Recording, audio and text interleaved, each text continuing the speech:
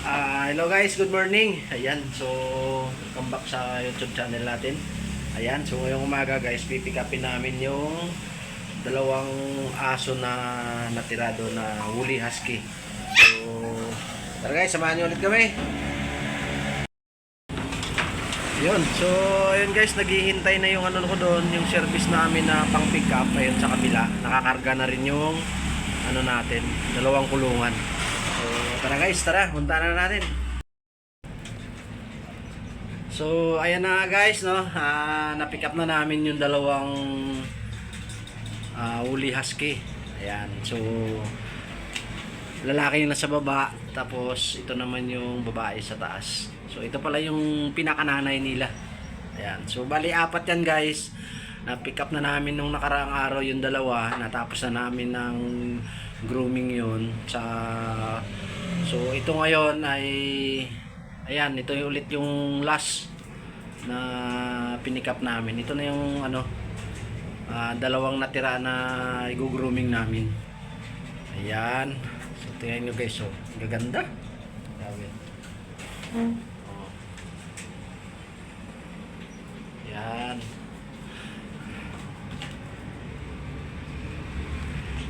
Guys.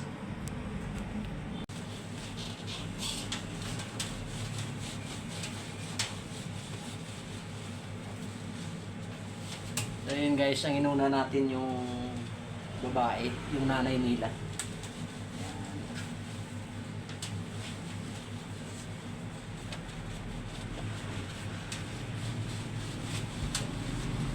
Okay.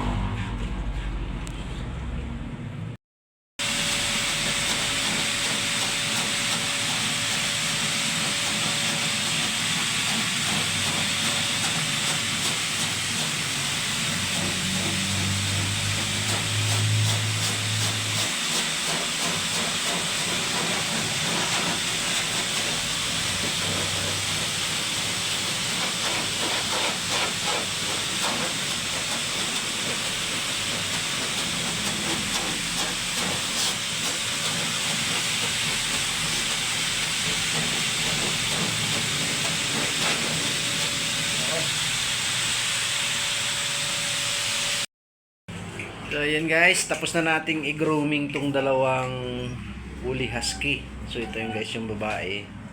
Ayan. Tapos ito naman yung lalaki. Ayan. Ayan na siya guys.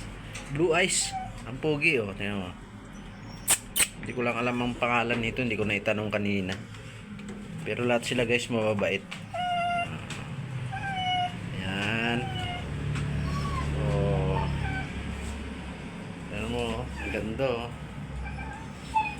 Tapos meron ako dito ng dalawang Pomeranian. Ito guys, palahi ko to sa mga Pomeranian ko. Ayan, anak ni Sophie tsaka ni Whitey. Ayan. Actually guys, yan tatlo yan eh. Isang white, isang black, tapos isang choco. So ang problema lang 3 days lang namatay yung choco. Sayang, babae pa naman. Ayan, so kasama talaga sa ano natin yan, sa pagbibreed ng mga aso. So ayan guys, maraming salamat sa pagsama nyo ulit sa amin ngayong araw na to. Ayan, so God bless sa inyo. Ayan, mag-iingat na lang po tayo. Okay.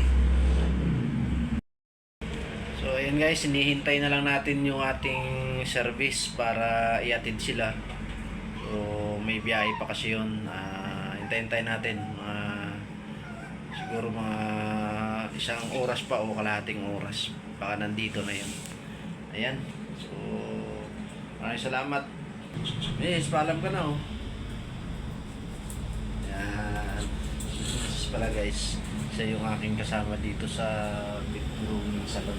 So, minsan pagka maliliit lang yung mga ginugupitan ko, siya na yung nagpapaligo. So, yan lang guys. Bye-bye.